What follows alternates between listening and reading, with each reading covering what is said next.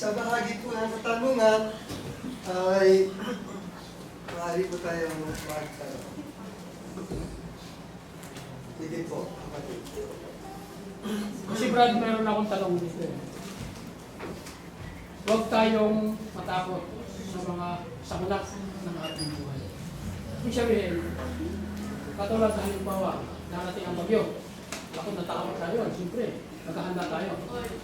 Katulad ng lindol, narating sa atin. Mga kamatayan, mga isang mga kamag-anakan, tayo natatakot. Di ba? Pero para sa akin, pag ating inilagay sa Panginoon ang ating buhay, lagi tayo nagtitiwala sa Kanya. Wala tayong takot na mararamdaman. Dahil siya, alam niya ang lahat. Katulad, halimbawa ako may mga alaman, di ba? Ninakaw ang sabi ko. Ilang buwig ang pinuha. Pero anong sa akin? Ako nagpapasalam sa Panginoon dahil kailangan niya. Kaya niya pinuha. Salamat po sa Diyos sa amin. At kanyang pinuha yung bunga ng sabi dahil kailangan niya. Nakatulong ka. Nakatulong pa ako sa akin. Kaya yun, pagkakasalamat. Hindi ko nagsasabing ninakaw dahil masama yung sagtang yan eh. Balik pa nga. Inumit, oo, pinuha. Para sa akin. Lagi natin po iisipin, kapag ang isang bagay ay nawala, mayroon pong darating na magandang kapalit siya. Yung takot na pagdating sa bagyo, maaaring tayo hindi makabago ulit. May mga bagay na inaalis sa buhay natin. Ngunit sa kabila nito, may ipapalit ng higit ang Diyos para sa atin. Yun lang po lagi ang natututunan natin. Kaya po lagi magtitiwala ka sa Panginoon kasi binibigay niya sa atin ang lahat ng mga pangangailangan natin. May iba pong tanong? Okay. Ay, sige po. Regarding po sa ibigin mo yung araw. Di ba? Bilang tao po, lalo na kung ginawa ka ng maganda, niloko ka, dinaya ka, ganyan, parang ganyan. Tapos, ang sitwasyon, parang binabaliktad pa niya, na parang siya ang victim, parang ganito. Pero alam mo, pero dalawa kayo na alam mo, siya, kumbaga sa pangyayari kasi dalawa lang kayo nakakaalam ng katotohanan. Pero alam mo, at alam niya, kung sino talaga ang tunay na biktima. Ngayon, ang pagpapatawa, di ba, sabi, dapat huwag lubugan ng araw. Pero parang hindi mo kaagad kayang gawin. Kasi sa pangyayari na gano'n. Tapos, everyday na parang pag makikita mo siya, hindi naman na yung parang disappointed. Diba? Hindi naman sa sobrang galit. Pero, kasi, buhay lang Kristiyano, kahit paano, control mo yung sarili mo na huwag kang magagalit na or sabihin mo natin, ang gagawin mo is manahimik, di ba? Manahimik. Kaya lang, yung mga pananahimik natin, tapos nakikita mo na ginagawa pa rin sa ibang tao. Na kailangan bang ikwento, warning ng ibang tao, gagawin. Warning. Warning, na hindi ba parang kung gagawin mo naman yun, is parang tanong nila mo para magdadoubt ka na panikina ba itong or warning ba to? Kasi nangyari na sa'yo eh. Tapos nakita mo na ginagawa pa rin sa iba.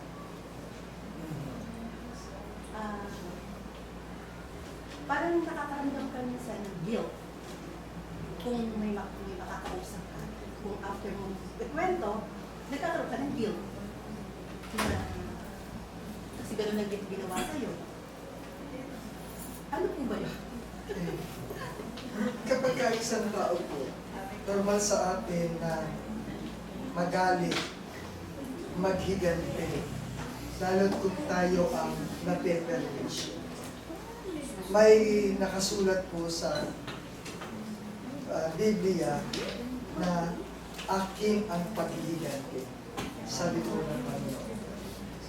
Kaya tinuturo sa atin yung pagpapatawa.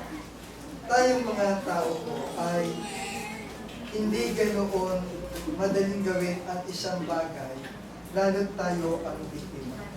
So, tayo po ay madaling magpatawad kung tanggap natin ang katuruan na kung saan ay kinukonsider natin may Diyos na nagpaparusa.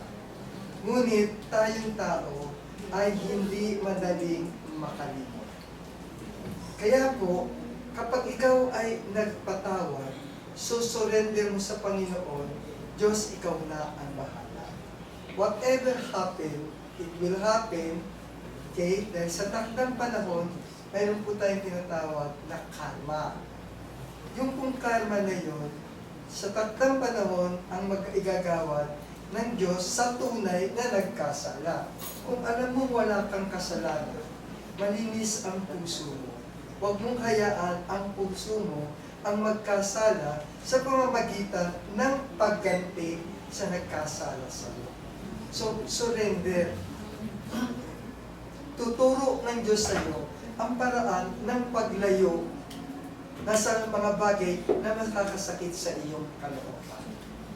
Pero huwag mo pong ipapanalangin ang anumang kasamaang mangyayari sa taong may ginawang kasalanan sa iyo.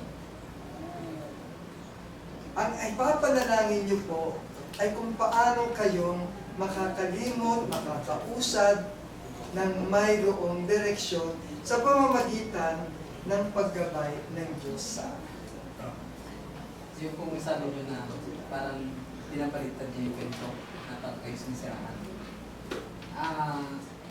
Kahit bilang tao po kasi bilang Kristiyano, kahit na hindi mo ipaliwanag yung sarili mo sa iba, kung yung pinagkikwentuhan nung sabihin natin na nakalitan nyo, alam ko nung tao na yun eh.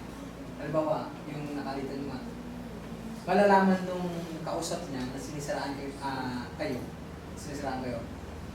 yung personality niya, kahit hindi niya sabihin na kung ano siya, na-explain yung sarili niya, malalaman po rin pa rin yung pagdagulit ko eh, na kung talagang sino yung tama o yung sino nagsasabi mo. Kumbaga, parang nag-reflect sa tao yan. Kumbaga, bilang tao, bilang Kristiyano, kahit hindi mo ipaliwanag yung sarili mo, sa bandang huli po lalabas talaga eh. Kung ano yung ginagawa mo, sa mga base lang sa ginagawa mo. Pabayaan naman doon. Pabayaan mo. Lalabas mo talaga katotohanan sa bandang huli. Bandang huli lalabas mo talaga. Kaya, Ang inyong ipadalangin po ay kung paano ang pinakamabisang paraan na kung saan ikaw ay makakamove on nang wala kang mapepermisyo at lalabas ang huli. Totoo sa bandang huli. Balik, kung ano nga po, balik, parang sabi natin, yung feelings ba, paano marirelease, para mo, kasi di ba, Kasi mayroon po sa Bible na nakasulat na ipanalangin mo ang mga tao nagkakasala laban sa iyo.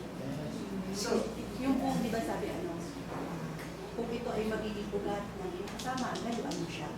Eh ngayon parang bumabalik na parang gusto niya igalit makipag na parang gano'n ba? Naggusto mo na lang iwasan mo na lang siya. pero huwag po nang magtiwala. Kailangan magtiwala. After ng gano'n, parang kinukuha niya uli ang loob niya. Tama ba? Kayo ba? Lumalabas ko parang budol siya. Tama. Ano yung maganda? Or talaga kasi... Namihasa. Manluloko. Kayo po ba? Hahayaan niyo bang muling gawin sa inyo ang mga ginawa niyo? Kumbaga yung pagpapatawad. Di ba? At Yung patawad, pero hindi pwede magtiwala ulit. pagpatawad po kasi makakamupon ka. Pero yung makalimutan at gagawin uli sa iyo, yung makalimutan, healing process po yun. Pero yung hayaan mong gawin uli sa iyo, katangahan lang po. Tama.